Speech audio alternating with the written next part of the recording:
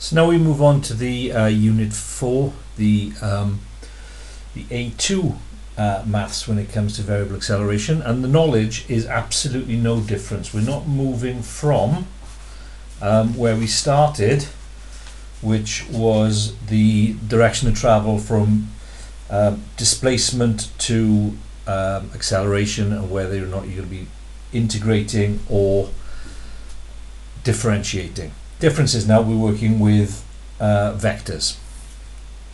So EG3,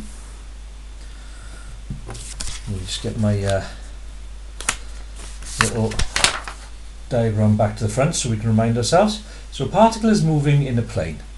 At time t seconds, its velocity v is given by 3ti plus a half t squared j. So it's given in ij form, so we're working with vectors, so whereas we can type in bold, we can't write in bold, so the tendency is when working with vectors to underline the variables and the components. And the first thing that they want us to find, they're telling us an initial condition for the position vector, and they want to find an expression for the position vector of p at time t. So we're going from v, and we want position, so we're going to be integrating. So when we talk vectors, we tend to use r for the position rather than s or x, and that's going to be the integral of v with respect to time. Now it's up to you at this point whether you want to keep working in i's and j's, or whether you want to separate it as a column vector so that it's easier to see what you're working with.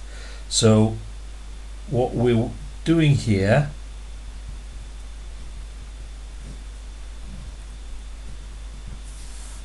is that, and then we're just going to work out that part and then that part.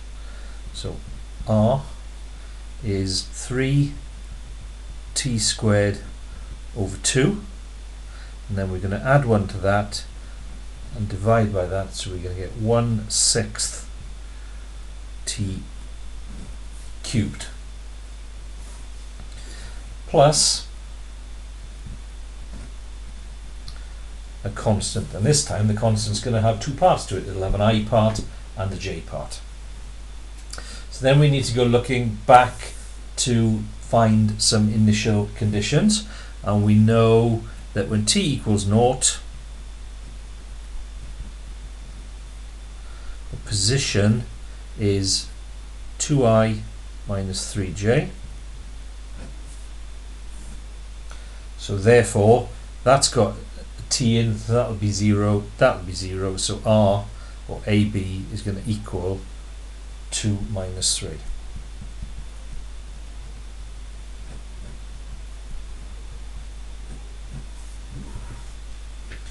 So hence r will be 3t squared over 2 plus the a term, and the j component will be 1/6 t cubed minus 3. They want it, that's what they want, is the position vector. Because they've given it you in terms of I and j, then it's polite to put it back in that format.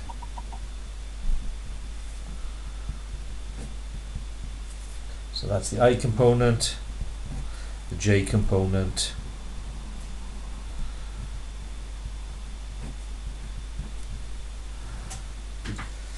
so it doesn't matter, you could keep it in i's and j's if you prefer. I just find it easier to keep them separate, and then you're not confusing which bit connects to which when you're looking back at it. So that's part A. For part B, we want the acceleration of p when t is 3. So in this case we're going from our given velocity vector to the acceleration, so we're going to differentiate. So A is dv dt. So if we go back to our original velocity vector, differentiate that with respect to t, you get 3. Differentiate that with respect to t and you get 2 over 2 cancels t.